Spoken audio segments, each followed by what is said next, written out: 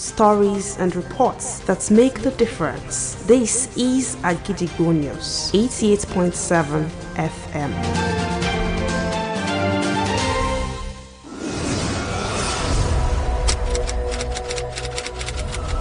This is Kunle Amzat Studio, Agidigbo 88.7 FM. Welcome to News Around the World.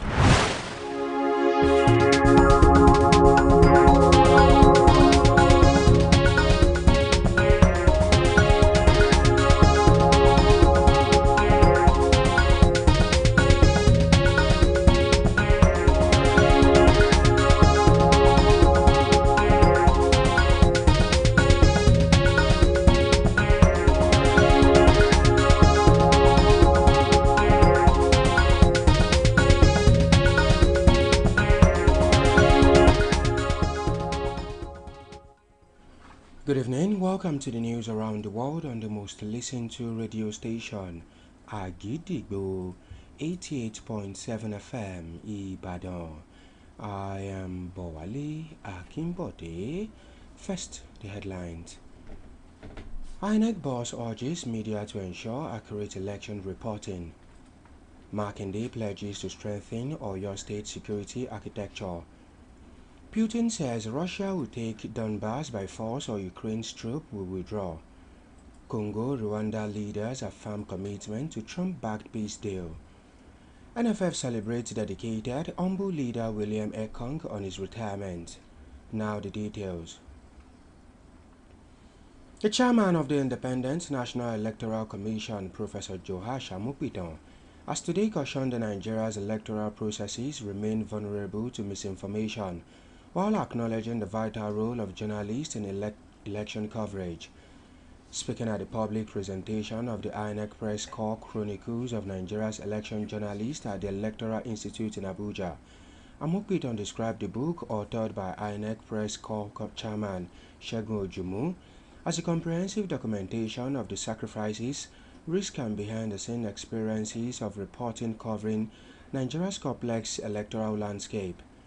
Amopiton highlighted the growing importance of the press corps, particularly with political tensions rising ahead of the 2026 electoral calendar, including the FCT area council election and Ekiti and Osun governorship polls. The INEC chairman warned that misinformation, misinterpretation and deliberate distortion can undermine even the strongest electoral systems, urging journalists to rely on official INEC channels for verification, stressing that public trust, not technology, ultimately determines electoral credibility. The Oyo State government has called on residents, particularly those in border communities, to be vigilant and proactive in providing security agencies with credible information that can support swift in Okyogo on the influx of irregular immigrants from Fulani communities and the recurring clashes between farmers and herders. In response, Governor Seyi Makinde mandated the committee to engage with local leaders, traditional rulers, Fulani representatives, and other critical stakeholders to address the rising security concerns. The committee on a tour covered Shaki West, Atisbo, Itesiwaju, Iwajowa, Isheyin, Ibarapa North local government areas. During the visit, the delegation met with local government chairmen, border patrol officers, community security operatives, traditional rulers, youth groups, Fulani herders, farmers, and other relevant actors. In his address, ACG Adegoke, retired, explained that the engagement with the concerned stakeholders forms part of the Governor Makinde's border security strategy aimed at fostering peace, promoting non-violent conflict resolution, and strengthening alternative dispute resolution mechanisms in partnership with local communities. They are being empowered and being encouraged to give actionable information to our security agencies so that we can nip it in the bud before it happens. We can, with that, the security agencies are able to act on the information provided, and then it's a case of see something, say something, and it's sorted. While addressing border security operatives, Mr. Adegoke charged them to uphold high professional standards and assured that personnel who intercept illegal arms or apprehend offenders would receive due recognition and awards. During interactive sessions across local government areas, security stakeholders voiced concerns over porousness of border communities, which they said enabled the influx of unprofiled and potentially dangerous immigrants. While commending Governor Makinde's efforts, they urged the state government to integrate local hunters and vigilante groups into formal security architecture. They also called for increased security funding, enhanced border surveillance, proper profiling of migrants, and a stricter enforcement of the anti-grazing law, among other recommendations. In their separate remarks, the chairman of Shaki West, Gbenga Olaleye, Atisbo, Bashir Alade, Itesiwaju, Ojo Olayemi, Iseyin, Bisi Fadiran, Ibarapa North, represented by Deputy Chairman Bisi Akande, alongside the Aseyin of Iseyin, Obasefiu Oyebola Adeyeri I, and other traditional rulers, pledged to intensify efforts to secure their communities against criminal elements. We've been able to have a very robust, relationship with our neighbor, with Fulanis and all that. We know if anything happens, we know who to call, we know their leaders and all that. And we are always working together to make sure that we protect our people. Please are saying alone. Representatives of various security agencies also encourage stakeholders to deepen collaboration in order to combat crime more effectively. Accompanying Mr. Adegoke on the tour were officers of the Nigeria Army, the Nigeria Police Force, the Nigeria Security and Civil Defense Corps, NSCDC, the Nigeria Customs Service, the Nigeria Immigration Service, the Department of State Security Service, DSS, the Oyo State Security Network Agency, codenamed Amotekun, Oluwapemi, Bamidele, Agidigbo FM News. The Oyo State Governor, Engineer Oluseyi Abiodun Makinde, has reiterated that his administration will continue to strengthen the security architecture of the state to protect lives and properties. The governor, who was represented by the Deputy Governor, Barrister Bayo Lawal, stated this today at the commissioning of the reconstructed Monia Area Command Headquarters of the Nigerian Police Force (NPF) and two motorized boreholes situated at Rehabilitation Center for the disabled Ishabi Ward 6 and Akuro Community, Olorishaoko Ward 11 at Akinyele Local Government Area, Ibadan. Agidigbo FM's news correspondent Oluwapemi Bamidele brings the report. In a bid to improve the security architecture of Akinyele Local Government, the Oyo State Governor today commissioned reconstructed Monia Area Command Headquarters of the Nigeria Police Force and two motorized boreholes.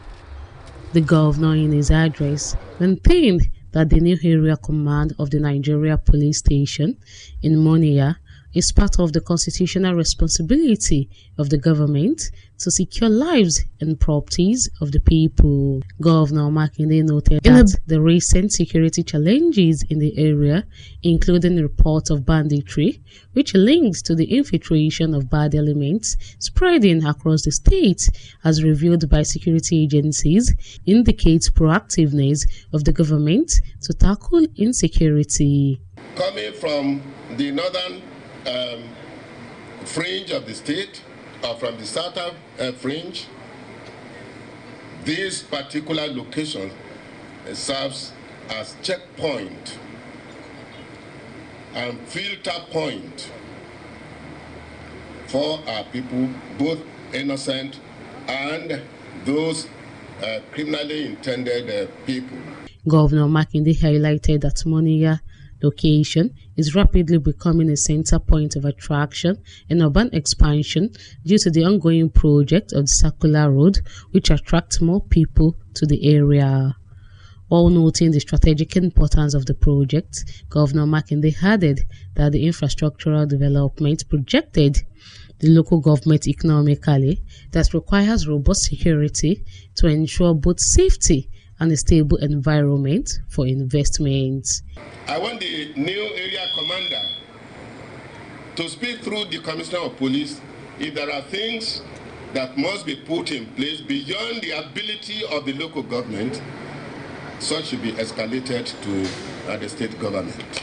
Earlier in his welcome address, the chairman, Akinyele Local Government, Honorable Akinwole Akinleye, said the Monia Area Command Headquarters of the Nigeria Police Force is meant to reposition the command to secure borders and safeguard the people of the state in the face of mounting insecurity and internal insurgency in the country. While commending Governor Makinde for strengthening the security architecture of the state, he assured the people of the state of more dividends of democracy. His Excellency has provided all that is needed and all that is required for our security agencies to ensure that the people and the good people of Oyo State enjoy their lives day-to-day running with peace of mind. Also in his remarks, the Commissioner of Police, Oyo State Command, CP Femi Haruna, ably represented by the Deputy Commissioner of Police, Isiaka Salahuddin,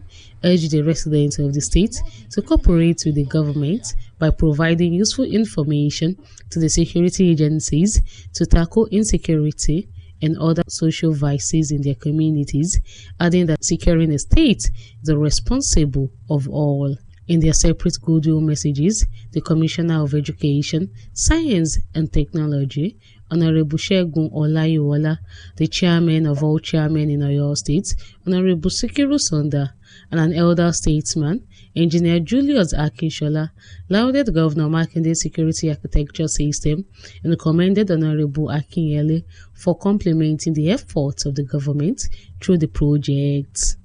The veteran in attendance, Chairman, Oyo State Civil Service Commission, Alhaji Kamarudin Adiribigbe, the Chairman, Oyo State Community Service and Development Agency, Honorable Abidin Adiaga, traditional rulers, top government functionaries, among other dignitaries. Oluwakbemi Bamidele, Agidigbo FM News. A social affair analyst, Comrade Femi Babalola, has described the newly released ambassadorial nominees list as crucial, especially at a time when Nigeria has been classified as a country of particular concern on the global stage. Speaking today on Agidigbo FM's Show Conwa program, Comrade Femi Babalola noted that the nominees are competent and highly qualified to contribute to redeeming Nigeria's international image and restoring confidence in the country's diplomatic engagement. At this point in time, Nigeria really needs those who will represent them at the international system, those who will know that they can negotiate, those who will know that if we give them letter of credence, they will be able to show the kind of the nation that Nigeria is. There are two things that you need to do as far as diplomacy and foreign mission is concerned. You must be well equipped when it comes to negotiation, and you must understand the art of diplomacy. Comrade Femi Babalola also clarified the difference between career and non-career ambassadors, explaining that career ambassadors are officers who have risen through the ranks within the Ministry of Foreign Affairs, while non-career ambassadors are political appointees selected from outside the service, further stressing that strategic countries such as United Kingdom, the United States, Singapore, amongst others, must have highly competent ambassadors in order to strengthen diplomatic relations, attract investment and foster economic growth for Nigeria. Now it is time to link up with our United Kingdom studio for the foreign news. News from Agidigbo FM United Kingdom. I am Folashade Bamilusi. The Reform UK leader Nigel Farage has launched a tirade against the BBC after he was asked about claims he used racist and anti-Semitic language when he was at school. Mr. Farage talked about the interview his deputy Richard Tice granted in which he claimed those accusing him of racism were engaging in made-up twaddle. He added at the time he was alleged to have made those remarks, one of BBC's most popular weekly show was The Black and White Mysteries, which they were happy to use black faces. He further stated he wants an apology from BBC for virtually everything they did during the 1970s and 80s. President Vladimir Putin has warned again that Ukrainian troops must withdraw from Ukraine's eastern Donbas region or Russia will seize it, rejecting any compromise over how to end the war in Ukraine. Putin's comments come after President Donald Trump said his negotiators discussing a United States peace plan believe Russia's leader would like to end the war. He added Moscow controls some of 85% of Donbas, while Ukrainian President Vladimir Zelensky has ruled out ceding territory.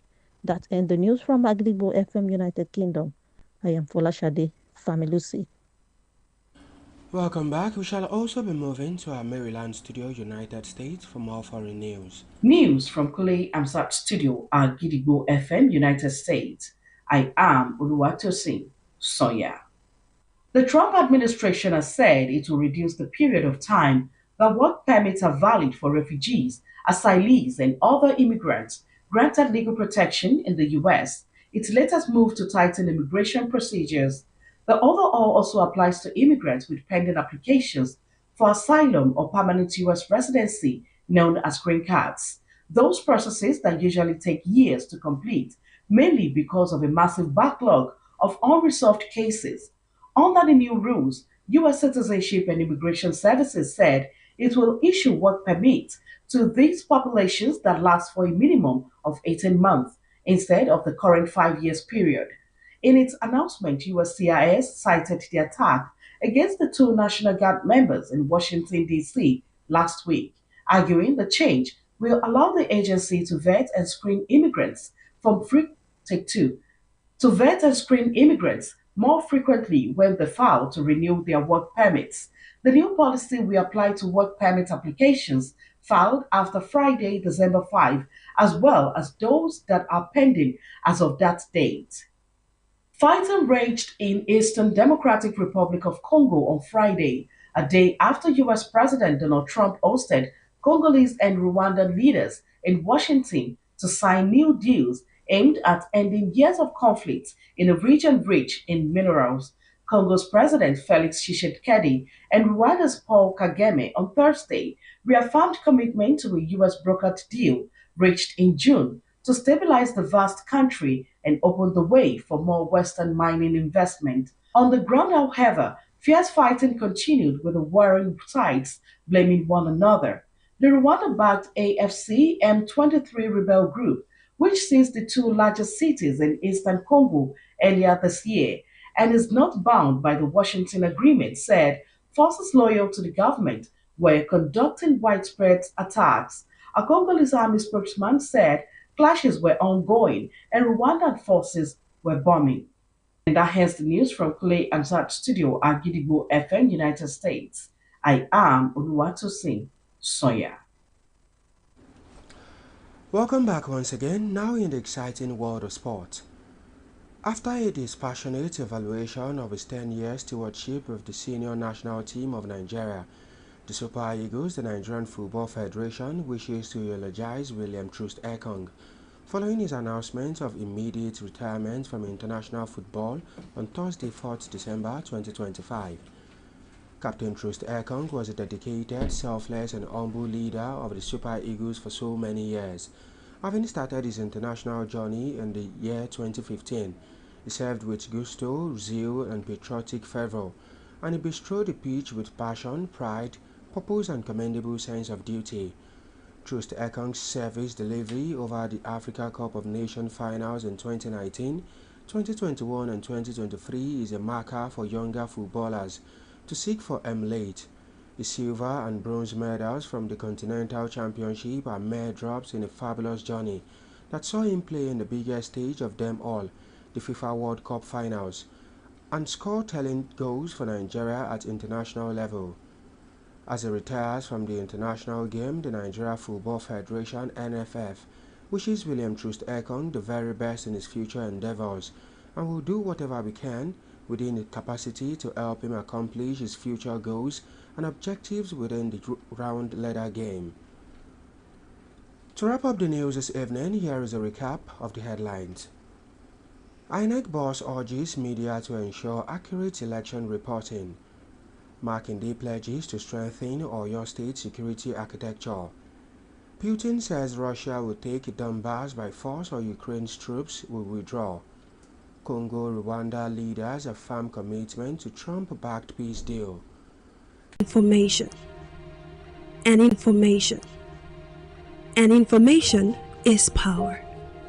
At Agidigbo 88.7 FM, we bring the news from top to bottom. The Oyo State government has said the over 1.5 million out-of-school children. We give you reports from Oyo State. The Oyo State House of Assembly has called for thorough investigation. The Southwest in Nigeria and the rest of the world.